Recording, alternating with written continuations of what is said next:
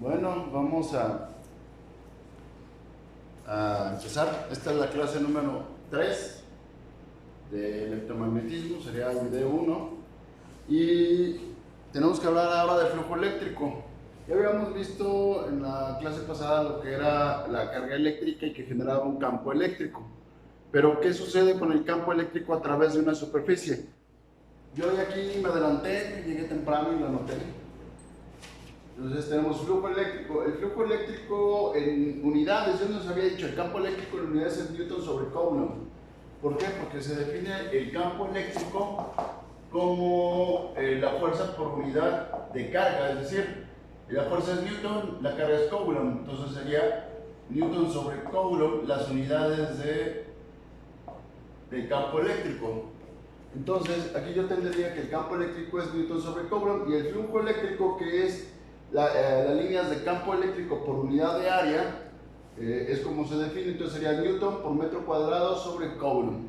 Eso sería el flujo, es decir, si yo tengo un área, esta es mi área, yo ya la marqué, cualquier superficie tiene un vector del área. Por ejemplo, esta hoja tendrá un vector del área que es perpendicular a la superficie, es decir, el vector del área de esa hoja va hacia donde va el marcador, hacia arriba.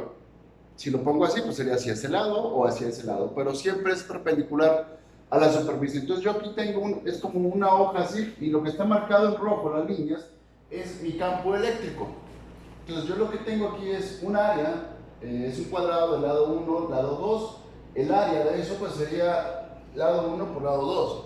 Eso sería el área de esto, como magnitud, que sería este. Y n unitario te da la dirección, que te vuelvo a repetir. N unitario es un vector unitario y es perpendicular a la superficie. Entonces, ¿cómo calcular el flujo eléctrico a través de esta superficie, que es L1 por L2?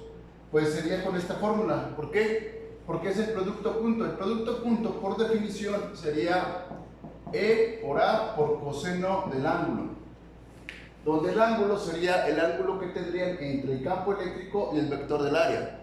Como son paralelos, su ángulo es 0, coseno de 0 te da 1, entonces solo te quedaría E por A.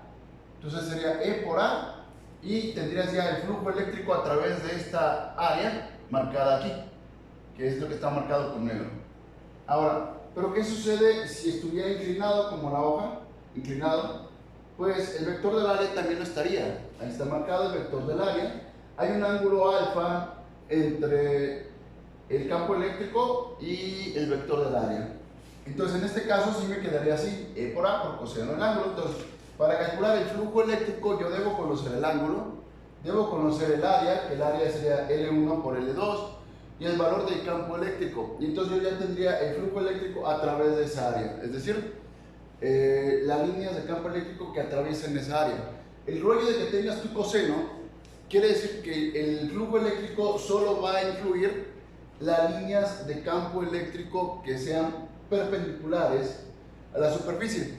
¿Qué sucedería si yo tuviera mi superficie así?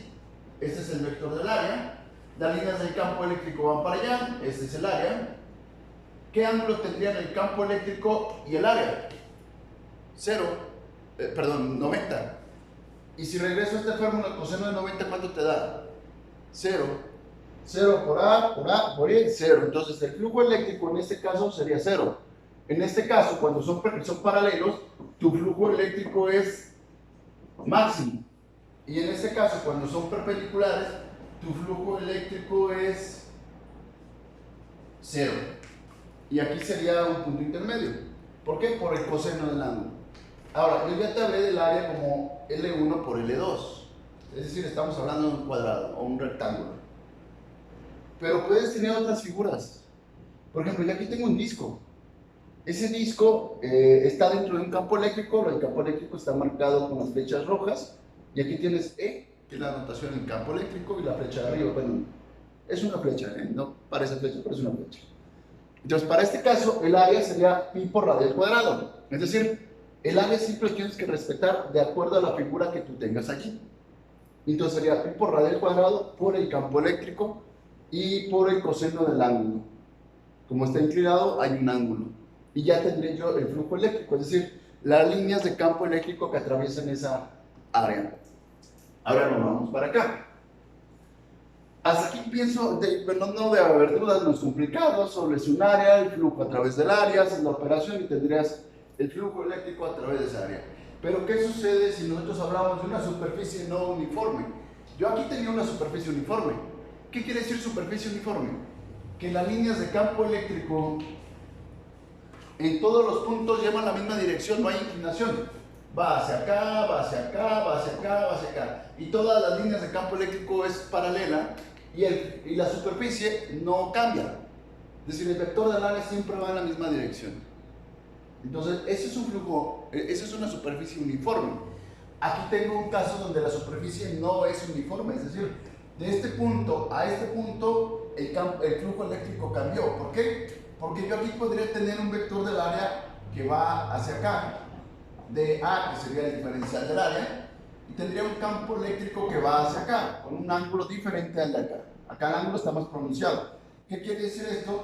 Que el diferencial del flujo eléctrico va a ser diferente en este punto a este. ¿Por qué? Porque hay distintos ángulos. Eso es una superficie no uniforme.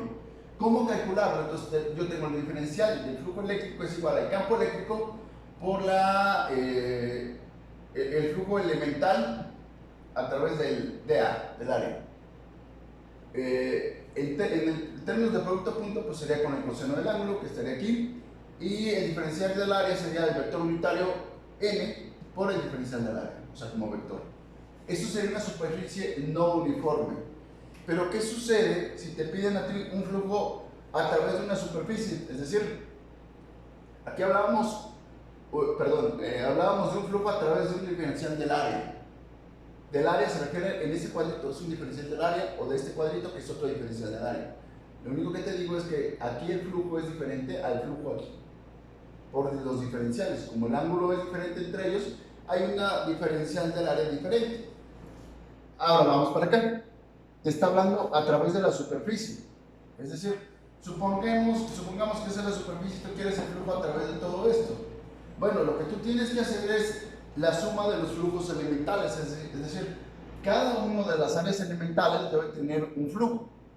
¿Cómo vas a calcular el área? Con la suma. ¿Cómo haces el suma? Con la integral. Es decir, de aquí yo paso a la integral para tener el flujo a través de esta área. Pero no queda ahí.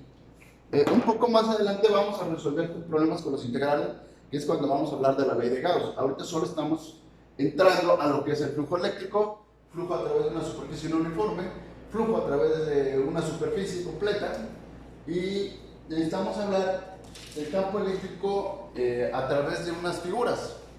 Voy a borrar, o ahí alcanzaré, no, mejor lo borro. Déjenme agarrar un borrador. Voy a borrar esta parte nada más. Aquí.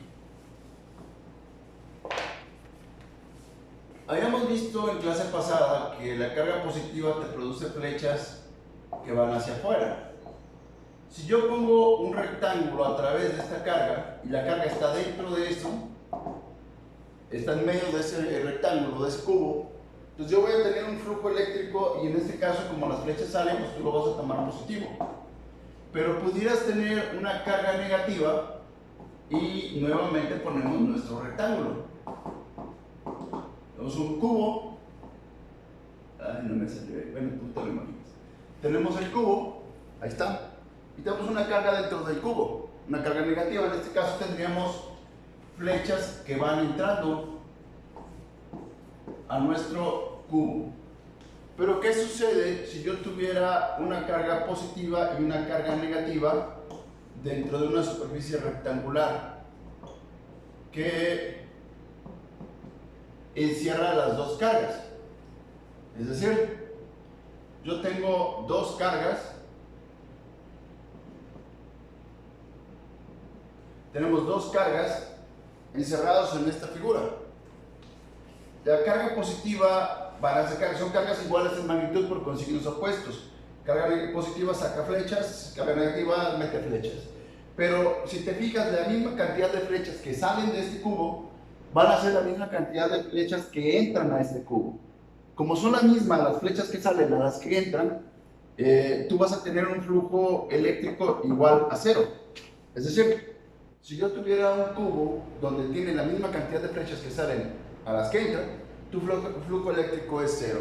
Por ejemplo, si yo te pudiera poner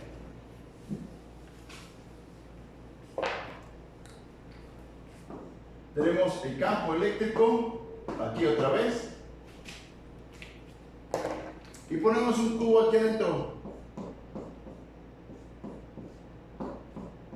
Ahí está tu cubo. Está dentro del campo eléctrico. La pregunta es, ¿habrá un flujo diferente a cero, un flujo eléctrico diferente a cero en este cubo? Tú lo contestas. La respuesta yo la sé, pero no te la voy a decir.